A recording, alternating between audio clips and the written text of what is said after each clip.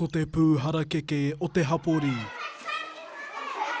Kua ora anō te kura o Nūhaka i ngā tamariki.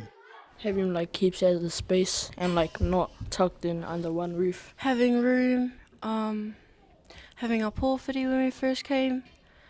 Felt like we are back at the school, but yeah, having more space. There's more room and our classes look like more cleaner than the ones before when the flood happened. Yeah, there's more concrete space and the classrooms are like bigger. Heoi anō ara no atu ngā auauatanga kai mua i te kura.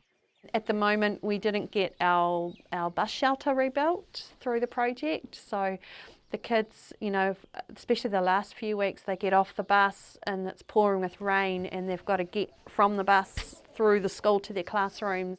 I ngā tau e rua kua mahu e ki muri i noho marara te kura o Nūhaka i tōna kāinga kiko nei ki te marae, kiko nei hoki ki te whare karakia o te taone. Ka mutu ara ke ngā auauatanga i tuhia ki te rai. You'd have this downpour and this fog would just come over the kids and they're literally looking out the window, down at their book, but out the window, and they're worrying, you know, like what's happening on the farm, where's mum, is she in town, can she get home, and will we get home on our buses? Nā ko nā ka whai wāhi atu tētahi kai tohu tohu pūtea, hei tauawhi i a rātau.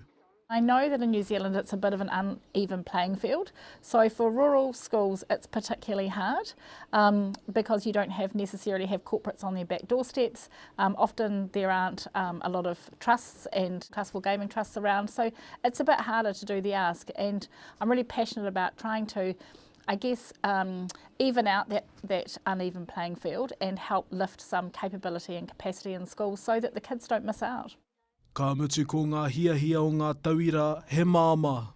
We need a flying fox. We need more grass and space so we could play around, not just on the concrete. We need more bit of grass. We need some grass and space for our gardens. Hei ngā marama e kainamu mai nei ka āwhina atua Jenny Giblin i te kura nei kia whakatutuki ai i ō rātou wawata mō te kura kia whakahoki atu anō te ngākau o te hapori ki tōna tike tiketanga.